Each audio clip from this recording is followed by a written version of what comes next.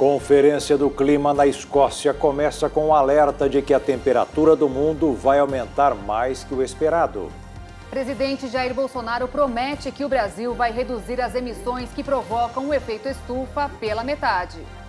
Jair Bolsonaro é homenageado na cidade da Itália, onde nasceu o bisavô que marcou a geração Bolsonaro. Portaria do Ministério do Trabalho proíbe a demissão de funcionários que não querem tomar vacina contra a Covid. Governo de São Paulo derruba as últimas restrições para shows e outros eventos. Em Divinópolis, Polícia Militar instaura inquérito para apurar a ação que resultou em 26 mortes na cidade. Pais e responsáveis devem ficar atentos aos reajustes das mensalidades escolares. E os planos dos consumidores para as compras na Black Friday. Agora no Jornal das 22.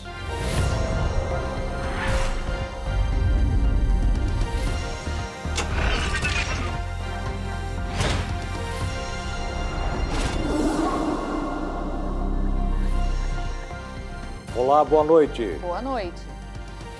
O presidente Jair Bolsonaro recebeu hoje na Itália o título de cidadão honorário na cidade de Anguillara Veneta, de onde veio a família Bolsonaro. Recebido com festa por apoiadores e familiares, Bolsonaro está em Roma desde sexta-feira para participar do encontro da cúpula do G20.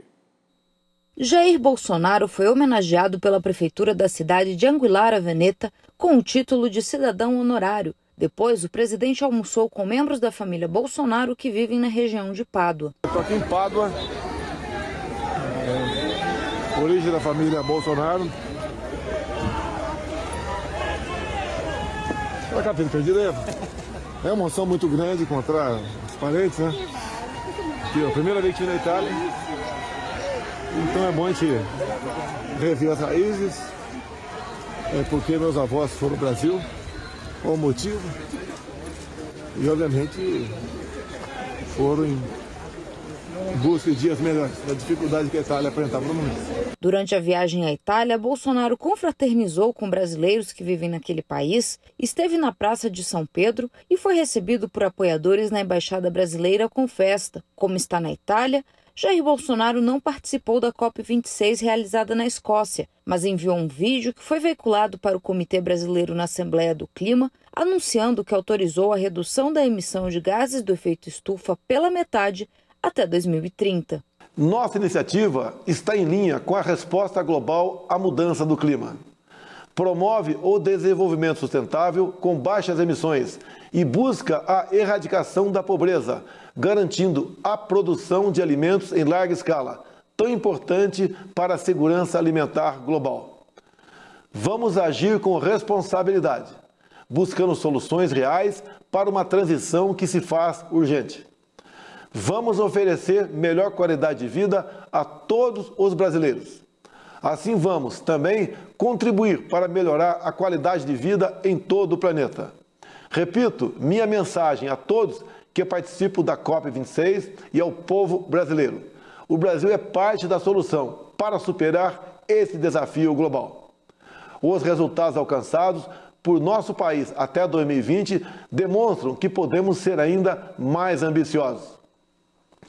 Por isso, autorizei o ministro do Meio Ambiente, Joaquim Leite, a apresentar durante a COP26 novas metas climáticas. Bolsonaro está na Itália desde a última sexta-feira. O presidente foi a Roma participar do encontro do G20.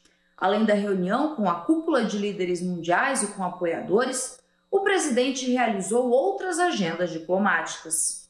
Destaque para o encontro com o secretário-geral da OCDE, Organização para a Cooperação do Desenvolvimento Econômico, realizada na Embaixada Brasileira na Itália. Para o Brasil, a OCDE é uma parceira estratégica e, por isso, o país tenta aprovação para integrar o grupo. O Brasil espera ainda este ano uma carta-convite para ser membro pleno, o que depende da aprovação de 38 sócios. Caso consiga entrar no seleto clube, o país espera conquistar novos parceiros comerciais e fazer acordos exclusivos. Já no evento da cúpula do G20, Bolsonaro destacou a superação da crise sanitária e a melhora no fluxo de comércio entre os países com o enfraquecimento da pandemia. O Brasil está indo muito bem na recuperação da economia. Como disse lá atrás, tínhamos dois problemas, o vírus e o desemprego. Nós investimos muito na questão do emprego com o Pronamp, no auxílio emergencial que mudou a economia também, no auxílio emergencial atendendo aí 68 milhões de pessoas.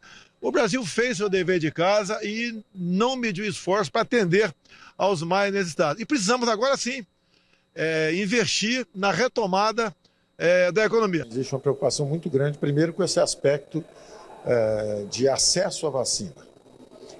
A segunda grande preocupação dessa cúpula de líderes é também com a recuperação econômica. Estão preocupados também porque a crise da energia, por um lado, a desorganização do mercado de energia e a desorganização das cadeias produtivas, também com o choque da pandemia, isso empurrou muito a inflação para cima no mundo inteiro. Durante o encontro do G20, Jair Bolsonaro teve uma conversa com o diretor-geral da Organização Mundial da Saúde, Tedros Adhanom. Acompanhado do ministro da Saúde, Marcelo Queiroga, o presidente do Brasil tirou dúvidas sobre a imunização e pediu orientações sobre o passaporte de vacina. O chefe da OMS disse que a medida pode gerar discriminação. Quanto ao passaporte de vacina, que é a posição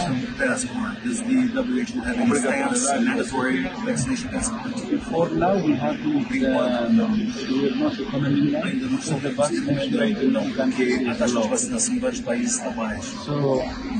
Então, when access to vaccination, o acesso à vacinação, having a certificate could be discrimination. Poderia ser discriminação. No Brasil, eu não tenho o comando das ações da pandemia. Passou para governadores e prefeitos, gestão judicial. E tem governador e prefeito exigindo a vacina das crianças. O país é um país federativo, o governo federal, por exemplo, assim, aí vemos alguns problemas assim, com a estrutura federativa, porque existe a delegação de poder às instâncias locais ou estaduais, eles procuram fazer coisas consensuais. Então é muito importante que estimulemos a todos a trabalhar com orientação científica obtida, por exemplo, do Ministério da Saúde e também da OMS, de modo que podemos providenciar algo nesse sentido. Membros do Congresso, podemos fazer reuniões com eles, inclusive para instruí-los junto com o ministro Queiroga, de modo a evidenciar a importância de seguir-se a orientação, em vez de fazer a coisa com base em motivação política.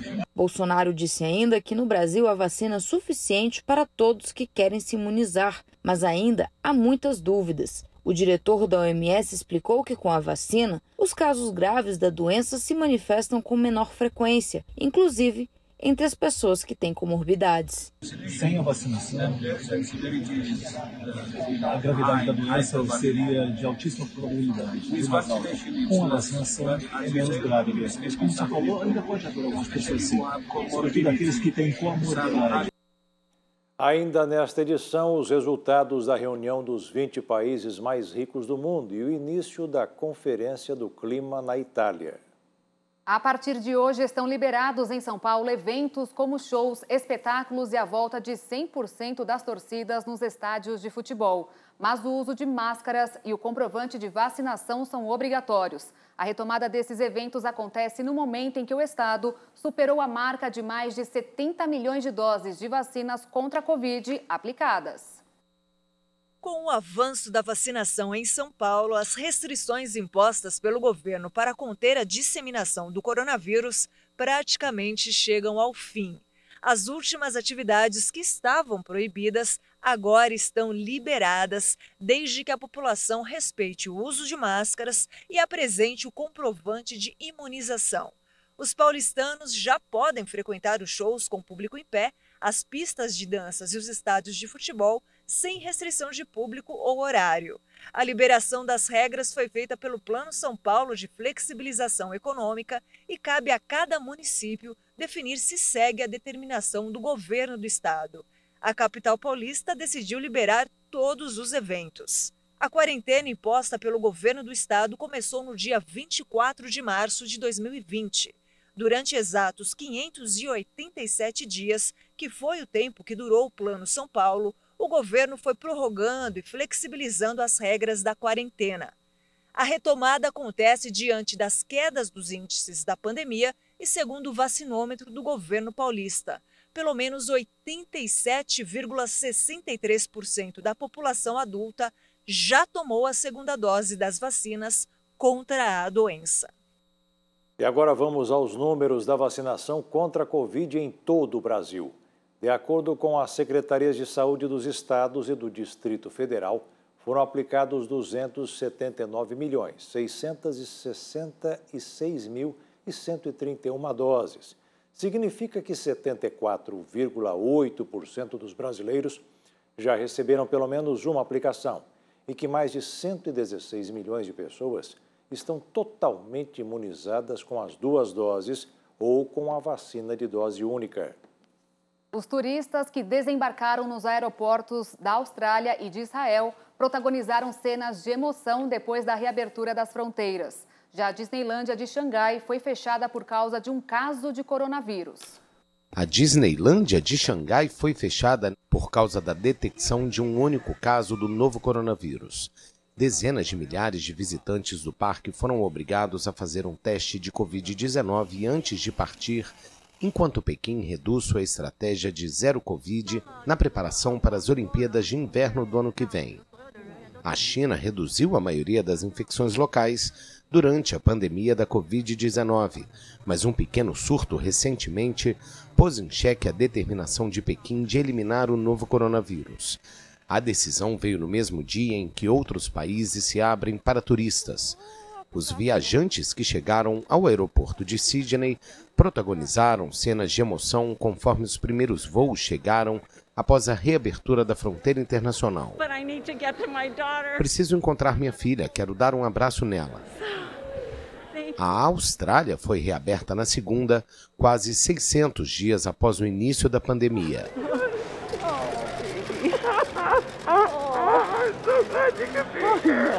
Em Tel Aviv, turistas vacinados também desembarcaram após as fronteiras serem reabertas. A medida veio após Israel iniciar uma campanha por doses de reforço e tendo sucesso na redução de infecções. Na China, novos surtos de Covid-19 foram registrados em mais de uma dúzia de províncias nas últimas semanas.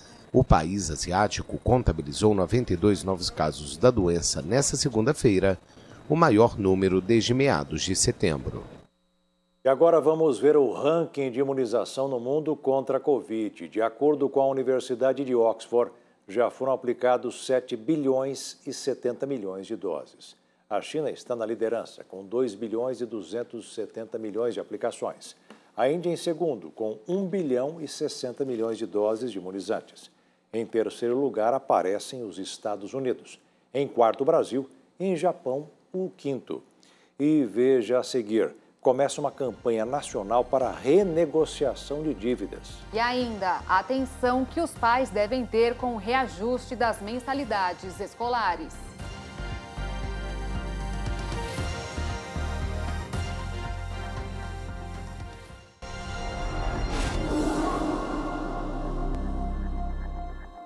A partir de hoje, quem tiver dívida em atraso pode participar do Mutirão Nacional para a Renegociação. Durante todo o mês de novembro, quem estiver devendo a instituições financeiras pode participar do Mutirão da Negociação de Dívidas. O evento é uma iniciativa da FEBRABAN e de órgãos federais. Além de garantir ao devedor a oportunidade de quitar seu débito, o mutirão vai oferecer aos interessados orientação financeira. Para iniciar a negociação de uma dívida em atraso, o devedor deve fazer o registro na plataforma do governo federal. Depois é necessário escolher a instituição com a qual se deseja negociar e relatar o problema. O banco tem prazo de até 10 dias para analisar a solicitação e apresentar uma proposta. Para auxiliar os devedores, foi desenvolvida uma página com o passo a passo da negociação. Segundo a FEBRABAN, por meio do site é possível fazer desde o rastreio de dívidas em todo o sistema financeiro nacional, calcular o quanto do orçamento pessoal pode ser destinado ao pagamento mensal e até o envio final de propostas de acordo às instituições. Para fazer a negociação de dívidas, basta entrar no site consumidor.gov.br. E para conhecer o passo a passo da negociação, o consumidor deve acessar a plataforma mutiral.febraban.org.br. Então, repetindo, mutiral.febraban.org.br. O auxílio emergencial criado no ano passado para socorrer as famílias mais vulneráveis durante a pandemia de Covid-19 chegou ao fim no domingo e não será mais prorrogado. Sem o benefício, milhares de famílias no Brasil ficarão sem a renda oferecida pelo governo federal. Foram 19 meses, 9 parcelas, várias prorrogações, muitas dúvidas, aplicativos e filas. Mas neste domingo, quando a Caixa Econômica Federal depositou a última parcela aos trabalhadores nascidos em dezembro, chegou ao fim o auxílio emergencial. A ajuda essencial para milhões de brasileiros durante os meses de crise aguda provocada pela pandemia do coronavírus foi diminuindo ao longo dos meses. De parcelas de R$ 600 a 67 milhões de pessoas, atendeu no último mês 25 milhões com parcelas de R$ 200. Parte desses 25 milhões deverá passar a receber o Auxílio Brasil a partir de novembro. Para quem recebia o benefício, o fim do programa traz o medo da fome e o aumento do endividamento. A alta dos preços, principalmente dos alimentos, e a falta de perspectivas para conseguir um emprego agravam ainda mais a situação. O primeiro calendário de pagamentos do Auxílio Brasil já está disponível para consulta e diz respeito aos pagamentos de novembro e de dezembro de 2021. Apenas os inscritos do Bolsa Família vão receber, o que totaliza 14,6 milhões de beneficiários. A primeira parcela não será de R$ 400, como divulgado pelo presidente Jair Bolsonaro, mas o atual valor pago pelo Bolsa Família, mais 20%. Para se inscrever no Auxílio Brasil, o interessado obrigatoriamente deverá estar inscrito no Cadastro Único do Governo. Dando início ao mês de novembro, o dólar fechou em alta de 0,40% nesta segunda-feira, véspera de feriado nacional, com as atenções voltadas para o quadro fiscal brasileiro, cotado em R$ 5,67 na venda. E agora uma boa notícia: as ofertas de vagas temporárias devem ser maiores neste final de ano do que no mesmo período do ano passado.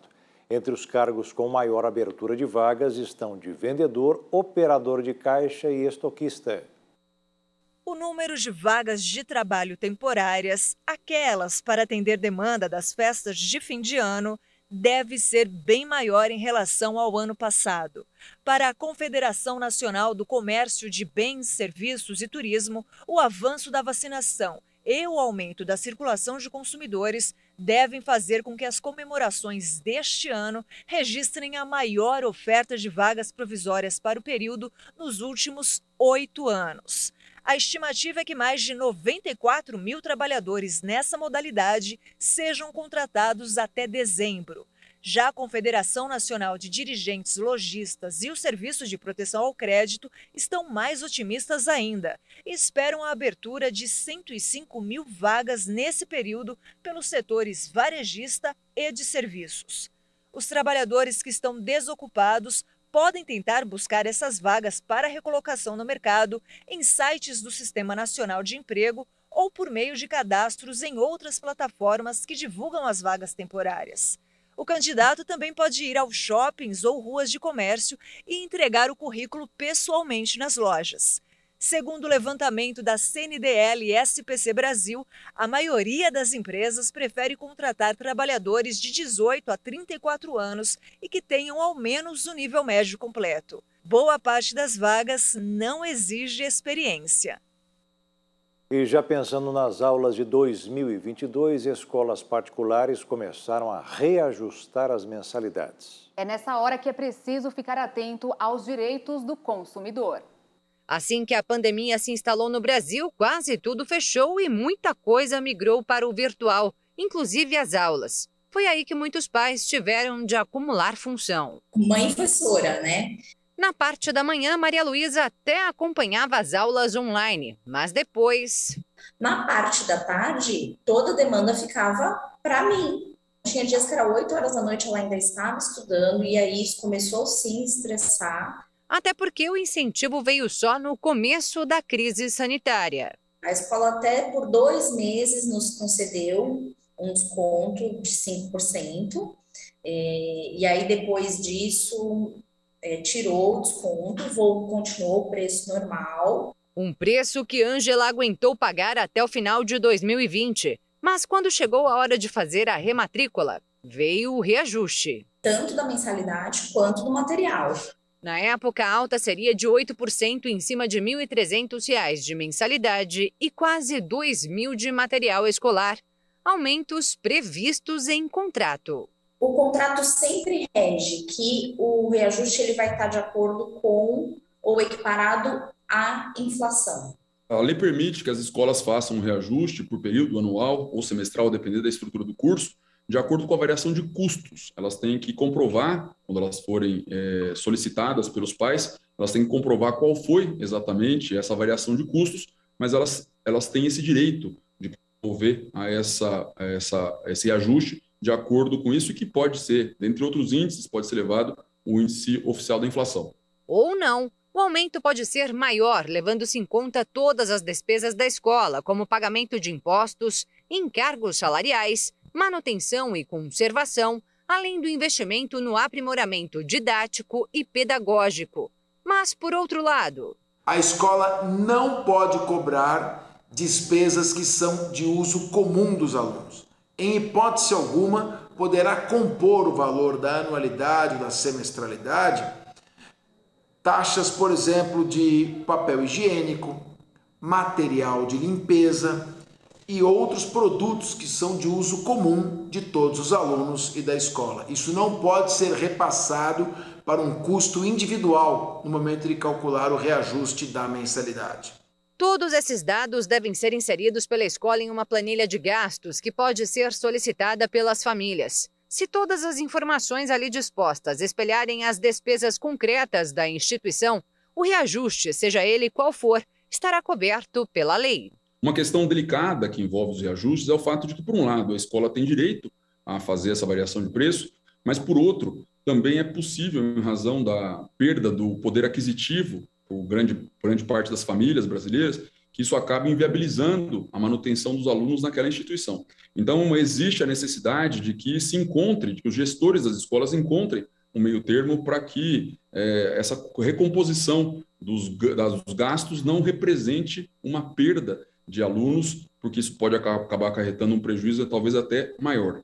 Para Ângela, o reajuste pesou no bolso e a família se viu obrigada a transferir a Maria Luísa da rede privada para a pública. Mas não só pela questão financeira. A gente se esforça para pagar no presencial porque a gente tem a devolutiva. Agora, no online, tendo que a mãe ter que dar aula, fica inviável. Foi o que muitos pais concluíram nos últimos anos. Do total de 3,5 milhões de alunos, a rede estadual de ensino paulista conta hoje com milhares de estudantes transferidos da rede privada. Só no ano passado, mais de 16.600 estudantes pediram transferência. E neste ano, o montante contabilizado até o mês de setembro já passa de 10.500. Estão solicitando vagas para vir para a nossa escola. Nossa escola está recebendo muito material, o prédio, eles valorizam e às vezes, porque também não estão podendo pagar as escolas privadas, A Ângela ficou contente com a troca. Disse que a nova escola da filha não deixa nada a desejar. Por isso, não pretende tirar Maria Luísa da instituição onde estuda. Mas mesmo que quisesse, não daria. Porque apesar da família não ter perdido renda durante a pandemia, tudo subiu. A gente não está falando nem de custo de vida luxuoso, a gente está falando do básico mesmo, do arroz, do feijão, do óleo, da carne. Então não tem condições. Para quem ainda tem condições de pagar mensalidades escolares, a dica é tomar cuidado com os abusos. Importante também que os pais façam pesquisas, comparação de preços, de valores e denunciem ao PROCON no caso de ficar constatada alguma prática abusiva. É extremamente interessante que antes que os pais pensem num litígio, numa discussão judicial, que se tente uma composição, que se tente um acordo e que se faça uma negociação, porque para a escola é mais interessante conceder um desconto para um aluno, para alguns alunos, do que perder, pura e simplesmente, esses alunos para o próximo período. E veja a seguir, a Polícia Militar de Minas Gerais investiga a operação que resultou na morte de 26 pessoas em Divinópolis. E na reunião do clima, na Escócia, um alerta sobre a gravidade da situação atual.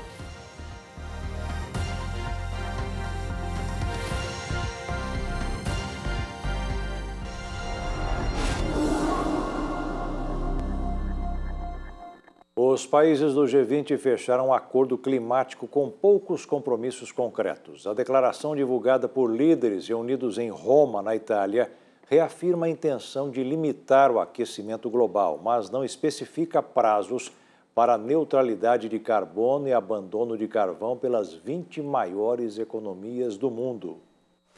Um acordo tímido. Os países do G20, responsáveis por 80% das emissões de gases de efeito estufa, prometeram limitar o aquecimento global a 1,5 graus em comparação com a era pré-industrial e reduzir o uso de carvão, mas não estabeleceram uma data precisa para alcançar a neutralidade de carbono. A COP26 será construída sobre uma base bastante sólida agora. Como eu disse, em comparação com o que era antes, mudamos a linguagem. A meta de 1,5 agora é universalmente acordada. Antes, não. Ele fez um excelente trabalho ao liderar o G20 em um ano difícil marcado por grandes desafios globais, incluindo a pandemia, impulsionando uma recuperação econômica global, sustentável de base ampla e lidando com a crise climática. Acredito que fizemos progressos tangíveis em cada uma dessas questões, em parte devido ao compromisso que os Estados Unidos colocaram sobre a mesa. A pressão na primeira reunião presencial do G20 desde 2019 foi forte. O secretário-geral da ONU, Antônio Guterres, disse no Twitter que estava deixando Roma com suas esperanças insatisfeitas, mas pelo menos não enterradas. Se Glasgow fracassar, tudo vai fracassar. O Acordo de Paris terá entrado em colapso à primeira vista. O único mecanismo viável do mundo para enfrentar a mudança climática afundará. Neste ponto, o Acordo de Paris e a esperança que veio com ele é apenas um pedaço de papel. As 20 nações mais desenvolvidas, incluindo México, Brasil e Argentina, também reafirmaram o compromisso, até então não cumprido, de mobilizar 100 bilhões de dólares para os custos de adaptação às mudanças climáticas nos países em desenvolvimento. E o Brasil vai sediar a reunião dos 20 países mais ricos do mundo em 2024. O calendário foi divulgado depois do encerramento do encontro na Itália. No ano que vem, será na Indonésia, depois na Índia e, na sequência, será a nossa vez.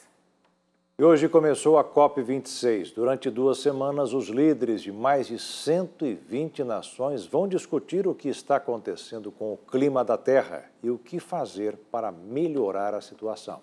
Em seu discurso de abertura, o secretário-geral da ONU, Antônio Guterres, falou sobre a gravidade do problema. Segundo ele, estamos à beira de uma catástrofe. O tom do encontro que antecede as negociações decisivas da COP26, a cúpula do clima, foi dramático. O primeiro-ministro do Reino Unido, Boris Johnson, destacou que a indignação mundial será incontrolável caso os líderes reunidos na Escócia se limitem a falar sem ações. Há muito tempo que a humanidade atrasou o relógio com as mudanças climáticas. Falta 1 minuto para meia-noite naquele relógio do juízo final e precisamos agir agora. Se não levarmos as mudanças climáticas a sério hoje, será tarde demais para nossos filhos fazer isso amanhã. O secretário-geral da ONU, Antônio Guterres, afirmou que a COP26 deve agir para salvar a humanidade. Enfrentamos uma escolha difícil. Ou paramos a mudança climática ou ela nos impede. E é hora de dizer: chega. Chega de brutalizar a biodiversidade. Chega de nos matarmos com carbono. Chega de tratar a natureza como um banheiro. Chega de queimar, perfurar e minerar cada vez mais fundo. Estamos cavando nossas próprias sepulturas. Já o presidente americano, Joe Biden, destacou que a luta climática é oportunidade para a economia. Dentro da catástrofe crescente, acredito que haja uma oportunidade incrível, não apenas para os Estados Unidos, mas para todos nós. O objetivo do encontro é avançar com o Acordo de Paris, assinado em 2015 e que estabeleceu como grande objetivo limitar o aquecimento do planeta a até 1,5 grau. Ao longo de 12 dias de negociações, os delegados de quase 200 países devem tomar medidas enérgicas para reduzir as emissões de gases do efeito estufa, entre outras. A cúpula, no entanto, também está marcada por grandes ausências, entre elas a do líder chinês Xi Jinping, presidente do país que mais emite gases poluentes no mundo. A Polícia Militar de Minas Gerais instaurou um inquérito para avaliar a conduta dos policiais envolvidos na ação ocorrida neste domingo na cidade de Divinópolis e que deixou 26 mortos. O grupo tinha armamento pesado e era especializado em assalto a bancos, como o que ocorreu em Uberaba e em Araçatuba. A ação ocorreu em 2 chácaras no município de Varginha. De acordo com a polícia, eles são integrantes de uma quadrilha especializada em assalto a bancos. No momento da abordagem, definidas as táticas de abordagem pelo BOP e pelo GRR, fomos recebidos a tiros pelos militares. Os militares precisaram revidar a injusta agressão para proteger a sua vida. Granadas, fuzis e coletes à prova de bala foram apreendidos durante a ação. Pelo nível de organização, pelo material utilizado, pela quantidade de agentes, pela quantidade de veículos, se trata de uma grande quadrilha. Com certeza não são amadores que se juntaram.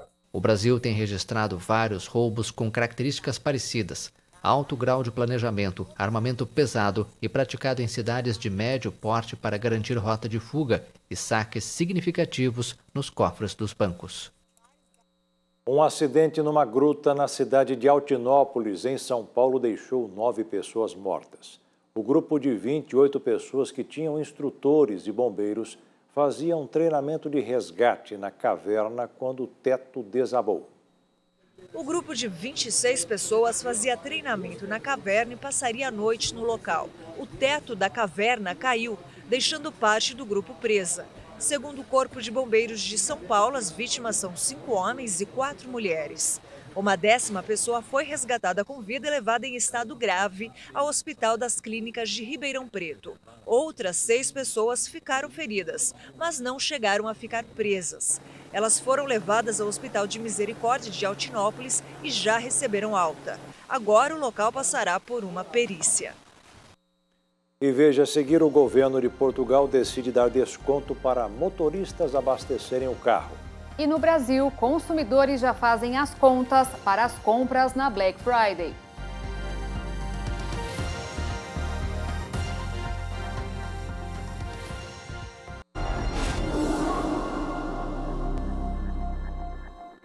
No Brasil, 98 mortes por Covid foram registradas nas últimas 24 horas e 3.838 novos casos, segundo o Ministério da Saúde. Confira os números da pandemia no mundo. O mundo passou dos 247 milhões e 80 mil casos contabilizados e quebrou a barreira dos 5 milhões e 4 mil óbitos. Dos 5 países mais afetados por ordem de contaminação, os Estados Unidos aparecem em primeiro lugar do ranking, com mais de 46 milhões e 66 mil diagnósticos e um total de 746.801 vítimas fatais. A Índia, em segundo, se aproxima dos 34 milhões e 286 mil contaminações. O Brasil tem mais de 21 milhões e 781 mil testes positivos de Covid, sendo pouco mais de 21 milhões e 3 mil pessoas recuperadas da doença. Até esta segunda-feira, o país registra um total de 607.922 mortes. O Reino Unido quebrou a barreira dos 9 milhões e 140 mil casos confirmados. E a Rússia tem mais de 8 milhões e 417 mil pessoas contaminadas. O Panamá prendeu em 2021 uma quantidade recorde de 20 toneladas de drogas destinadas à Europa, escondidas em containers. Autoridades acreditam que o narcotráfico vem mudando as rotas para o velho continente. Temos destinos diferentes nas apreensões, mas a maioria tem como destino a Europa. Autoridades panamenhas suspeitam que o crime organizado aproveita a versatilidade de navios mercantes para transportar drogas, principalmente dos portos sul-americanos do Pacífico ao Panamá. Muitos buscam partir do Caribe em direção à Europa. O Panamá também é a entrada da droga na América Central, que tenta chegar aos Estados Unidos, o maior consumidor mundial de cocaína. Até o momento, em 2021, o Panamá bateu todos os seus recordes anuais de apreensão de drogas, apesar da pandemia e de ainda restarem 2 meses para o fim do ano. Faltando menos de um mês para Black Friday, muitos consumidores já começaram a pesquisar as ofertas. De cada 10 brasileiros, 6 dizem que pretendem ir às compras. E no topo da lista dos produtos mais desejados aparecem as roupas. Para Maiara, a Black Friday já começou. Ela quer comprar um celular e um computador. Por isso passa um bom tempo na internet fazendo pesquisas. E diz que percebeu algumas mudanças nos preços. Eu fiquei pesquisando em cima desse tal. Quando eu cheguei na loja específica, eu já vi aumento de preço, porque no site, final da semana, estava um valor. Cheguei na loja, já tinha aumentado no mesmo site da promoção, tá? Não estou falando nem da loja física. No mesmo site que eu estava olhando, estava um valor na promoção. Aí, quando você entrava na aba para fazer a compra, já era outro valor. Ou seja, já não estava mais aquele valor da promoção, ele já tinha aumentado. Mesmo site, mesmo modelo, 1 semana de diferença. E a gente nem entrou na Black Friday ainda. Assim como a Maiara, a maioria dos brasileiros pretende gastar na data, que esse ano acontece no dia 26 de novembro. É o que mostra uma pesquisa encomendada pelo Google. O levantamento foi feito com 500 pessoas em todo o país. 64% dos entrevistados disseram que pretendem comprar na Black Friday. Os outros 36% afirmaram estar indecisos ou que não pretendem adquirir nada. Entre os itens mais desejados, o vestuário vem em primeiro, com 62% das intenções, seguido pelos celulares, 40%, livros e papelaria, 38%, calçados, com 33%, e produtos para cuidados pessoais, 27%.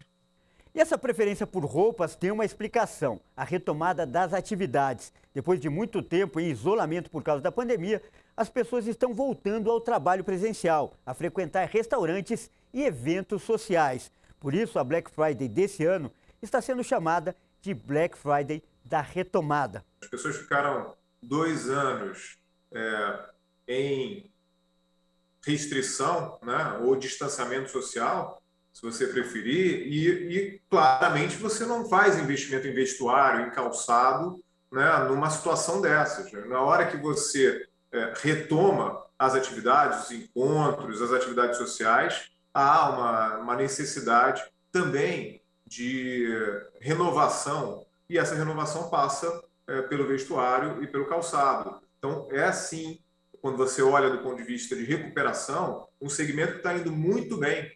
Já os eletroeletrônicos, eles já estão com uma curva descendente. E até a Maiara, que procura produtos eletrônicos, admite: se encontrar boas ofertas de roupas e principalmente sapatos, não vai resistir. Tá aí um item de moda que eu realmente amo, tenho vários, e sempre que entra aquela promoção, eu sei que eu posso estar até sendo enganada, mas eu falo, mas eu não tenho esse modelo. Acho que eu preciso, eu acho que eu preciso. Mas um hábito da pandemia deve continuar: as compras online. No ano passado, mais de 6 milhões de transações foram feitas pelo computador, um recorde na história da Black Friday. Uma outra pesquisa feita por uma empresa de consultoria mostra que nessa edição a opção virou tendência. 56,7% dos consumidores disseram que pretendem comprar só pela internet e 28,2% afirmaram que vão fazer compras online e em lojas físicas. A adoção dessas práticas traz principalmente a questão da comodidade e também a facilidade de você usar ferramentas de comparação de preço. E essa possibilidade faz com que o consumidor ache as melhores ofertas e tenha a comodidade de comprar de casa. Então, isso consolida esse comportamento. Depois que você já experimentou, você já adotou. E depois de 2 anos, isso já virou um hábito. Pelo computador ou na loja, a data já faz parte do calendário do brasileiro. 60,3% das pessoas que pretendem comprar esse ano já fizeram negócio em edições anteriores. O ticket médio desembolsado no ano passado foi de R$ 687. Mas com tantas facilidades, é preciso tomar cuidado para não exagerar nos gastos. A Maiara que o diga. Pode ser uma compra por impulso? Provavelmente, mas a gente gosta. Vamos ver como foram os testemunhos de pessoas que saíram vitoriosas. Oh, glória, nós damos glória, ele vem para mudar a nossa história. Ali é o que foi, irmã? Aqui o ouvido, de ontem para hoje, eu senti ele, parecia assim que estava amortecido e muito incômodo. E eu cheguei aqui com a garganta muito congestionada. Agora, graças a Deus, eu engoli a saliva, tá ali, foi embora. Você o que foi, amigo? Eu fui a mesma bênção que a irmã recebeu ali. A garganta estava arranhando, pastor. Aí agora... E você, amigo? É o joelho meu que andava muito ruim, mas está bem melhor já. E você lá? Cheguei aqui missionária com uma dor muito forte no joelho e agora ela foi embora em nome de Jesus. Oh, glória a Deus. Lá em cima na galeria? Dor no peito do pé. Oh, glória a Deus. Você foi o quê? Garganta também inflamada, missionária. Olha que Deus está operando. O que foi, irmã? Missionária, eu tenho dor nos 2 joelhos, mas o esquerdo, depois da volta da vitória, melhorou. E eu vou aguardar a minha vitória. Agora só contou do esquerdo, o direito vai embora também. Em nome de Jesus. Ele estava segurando aí. Senta. Tem uns que não contam, meu. Você pode ter a revelação de Deus que a pessoa fica aguardando. Não faça isso. Você conta porque Deus abençoa. E ele não fala à toa, fala exatamente como tem que ser as coisas. Oh, glória, nós damos glória, ele vem para mudar a nossa história. E o Jornal das 22 termina aqui. Obrigada pela sua companhia, um ótimo fim de noite, início de semana para você e até amanhã. Boa noite, fique na paz.